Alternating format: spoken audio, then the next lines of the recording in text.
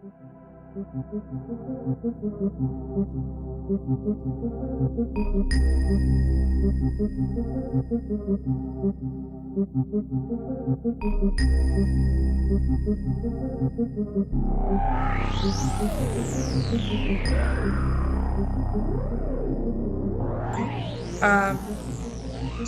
I woke up entering into my father's house, and I had a bag of stuff with me, but I wasn't wearing much clothing, and I was immediately taken to the basement by my stepmother, where I could see like writing on the walls and stuff from other people who had stayed there before me.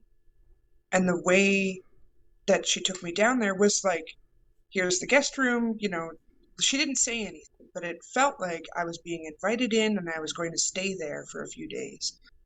And so she went back upstairs without having said anything. And I knew that they were upstairs because I could hear them. But I was downstairs, like in this new space, looking at all of the writings and drawings that didn't make sense, like they weren't in English. But I could tell that these other people were trying to put their stories on the walls. And so I felt obligated to read them while I was waiting.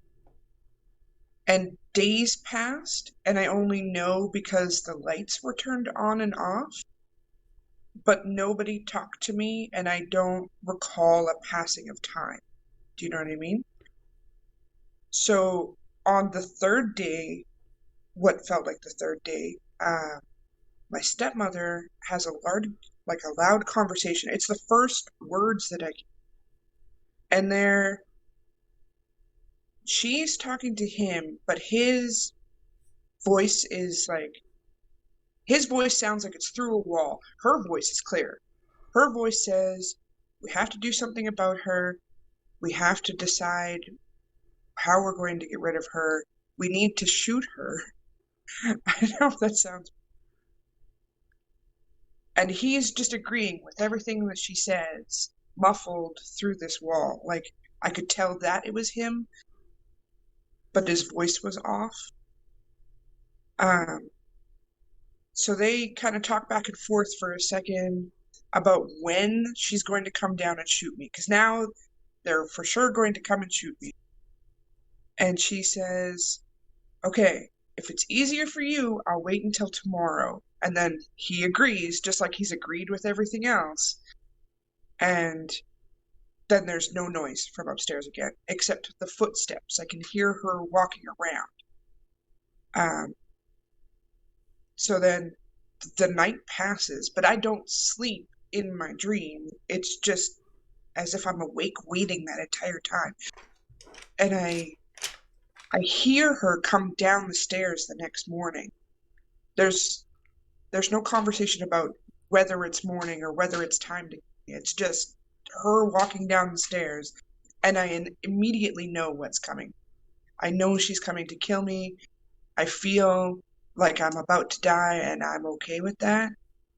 And then she stands at the landing and kind of crouches around the corner, like the stairs come down to a landing and then down to the basement, and she's like doing this weird crouching thing in the corner of that V shape, I guess.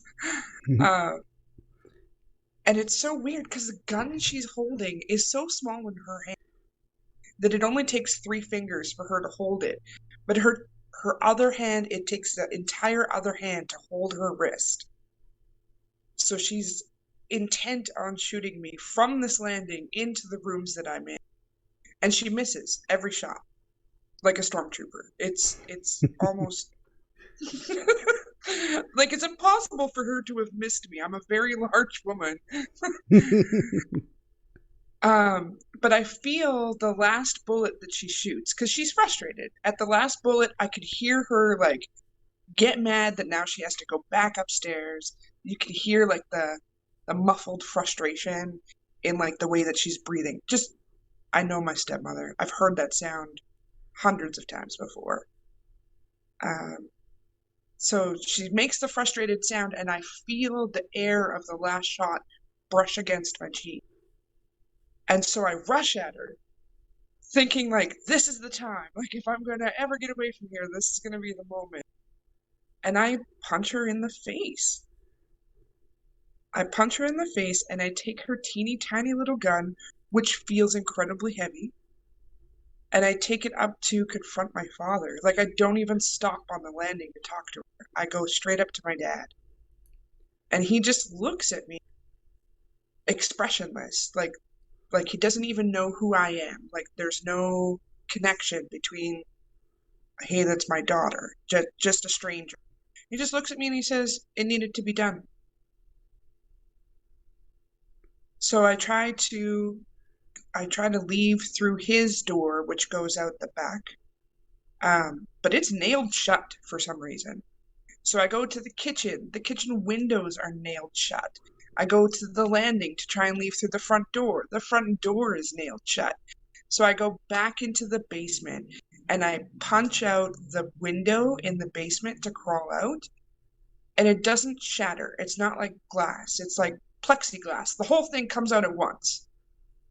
So I crawl through this hole and I go up the road, which is a road I've never seen before.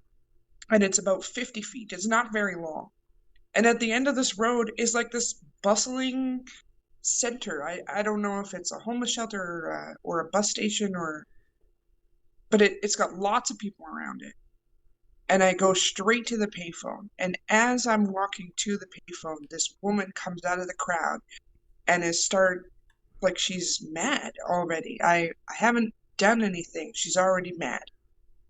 And as I'm nearing the payphone, she grabs my bag and she starts like yanking my bag. Like she's just trying to take it.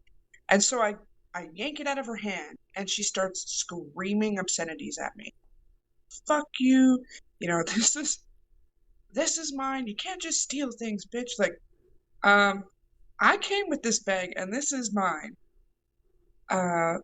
And it was like this rollaway luggage bag. Like, so she's got the handle that's attached to the suitcase and I've got like the extendable part that's plastic. So we're literally wrestling over this bag with one hand, me with one hand, her with two hands. And I use the payphone to call the police. The police tell me to go outside and wait for them to show up. And the entire time, like, as I'm walking out of this center, she's, like, trying to wrestle the bag from me.